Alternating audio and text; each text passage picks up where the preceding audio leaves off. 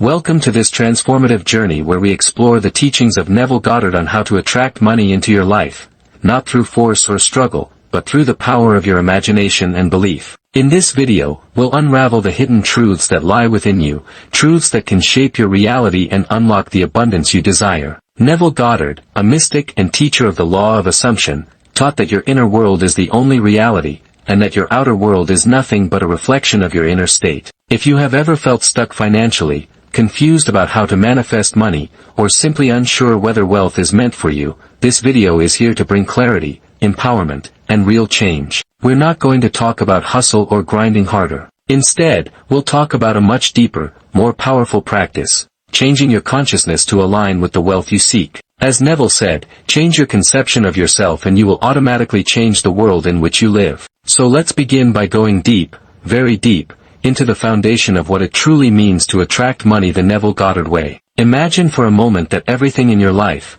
including the amount of money in your bank account, is a mirror, just reflecting back to you your beliefs, your feelings, your inner assumptions. That's not a metaphor. That is the truth as Neville taught it. He insisted that the world is yourself pushed out. So, if you're constantly feeling lack, if you're seeing bills piling up, or if you're working hard but still financially stuck, it is not because the world is against you, it is because somewhere inside, you have accepted that this is your reality. But here's the beautiful part. Once you shift your inner state, your outer world must respond. It has no choice. This isn't wishful thinking. This is spiritual law. So the first step in attracting money is to realize that you must stop begging the world to give it to you, and instead start embodying the version of yourself that already has it. You don't get money, you become the person who has money. This is not about visualizing dollar bills or wishing hard. This is about assuming the feeling of the wish fulfilled. That phrase, the feeling of the wish fulfilled, is one of Neville's core teachings. It means that you must go within,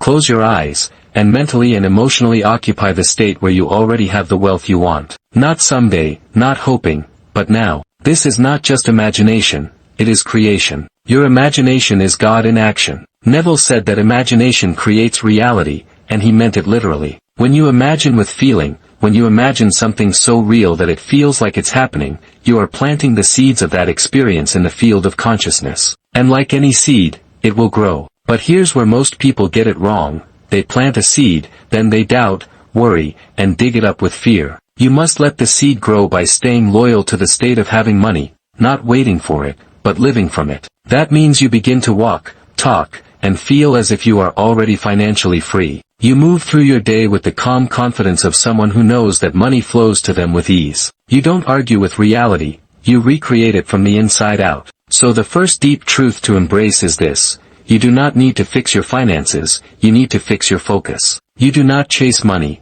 you assume wealth. And as you assume, so shall you receive. This is not philosophy, it is law. Now that you understand the foundation of Neville Goddard's teachings, that your imagination is the creative force of the universe, that your inner assumptions shape your outer world, and that feeling is the secret, it's time to take that truth and apply it directly to the subject of money. Because while many people love the idea of manifestation, they struggle most when it comes to finances. Why? Because money is tied to survival, to identity, to worth. It's not just paper or digits on a screen, it's emotionally loaded. That's why Neville emphasized that we must go beyond logic, beyond appearances, and move into a new state of consciousness. If you are always thinking about what you lack, always looking at bills with worry, always feeling anxious when you spend money, you are not just observing reality, you are creating more of that experience. Remember, your subconscious mind doesn't care what is real or true, it responds only to what you feel deeply and repeatedly. So if you keep affirming, I'm broke, I can't afford that, or money is hard to get, you are feeding those beliefs into your subconscious, and your world will reflect them back. But here's the power Neville gave us. You can choose a new concept of yourself at any time. You can decide, right now, to embody the version of you who is wealthy. How would you feel if money was no longer a problem? What would your mornings look like? How would you carry yourself? What kind of decisions would you make if you trusted that money always came when you needed it? These are not daydreams. These are your tools. Neville taught that every state exists now, not in the future, not someday, right now. The state of being wealthy is already a reality in the infinite field of consciousness. Your job is not to create it, it's to occupy it. Just like tuning a radio, you don't invent the frequency, you simply align with it. So how do you align with wealth? You begin by mentally constructing scenes that imply your wish has been fulfilled. Neville said, think from the end, not of the end. That means you don't just think about being rich, you think and feel from the state of already being rich. It's a subtle shift, but it makes all the difference. For example, instead of saying, I will be rich one day, you begin to feel the satisfaction, the peace, and the gratitude of already being rich now. You imagine checking your bank account and smiling at the abundance. You imagine giving generously without worry. You imagine your bills paid with ease, your life flowing with grace. And most importantly, you feel it as real now. Because in the realm of imagination, now is the only time. When you persist in that inner feeling, something magical happens. Your outer world begins to bend. Circumstances shift. Opportunities appear. Money comes in unexpected ways. And it's not luck, it's law. Neville made it very clear that the world is a mirror, not a creator. So when you change your concept of self from someone who lacks to someone who is abundant, the world has no choice but to reflect that shift. You may wonder, how long will it take? The answer is, it takes as long as it takes for you to believe. When your inner state is stable, when you no longer waver between doubt and faith, the bridge of incidents will unfold. That's Neville's term, the bridge of incidents. It means that once you assume the state, life will orchestrate events, people, and circumstances to lead you to the fulfillment of that state. You don't have to know how. You only have to persist in the feeling. But let me be clear, this isn't about pretending or faking it. This is about embodying a deeper truth. The truth that you are the operant power. That consciousness is the only reality. That you, right now, hold the key to infinite wealth by simply assuming it is done. So when you wake up tomorrow, don't ask, where is the money? Instead, declare, I am the one who always has more than enough. And live from that state. The money will follow. Now let's go even deeper into how to actually live this truth. Not just understand it intellectually, but embody it, moment by moment, as a way of being. You see, one of the greatest mistakes people make when trying to attract money is that they think it's all about thinking positively or doing some visualization once or twice and hoping something changes. But Neville was clear, this is not about temporary thoughts or surface-level affirmations. It's about dwelling in the state of the wish fulfilled until it becomes more natural to you than the world you see. You must marinate in the feeling of abundance. You must sleep in that feeling. You must wake up in that feeling. You must return to it throughout your day like a home base, a spiritual center. You must make that state so familiar, so emotionally alive within you, that it becomes your new identity. So let me ask you, who are you, really, when it comes to money? Not what your bank account says, not what your past shows, not what others told you growing up. Who do you decide to be now? Because that decision is everything. Neville said, dare to assume you are what you want to be and you shall be compelled to express it. But many people won't dare. They think, who am I to feel wealthy when my rent is late? But here's the irony, if you don't feel wealthy before the money shows up, it never will. The world doesn't bring you wealth so you can feel abundant.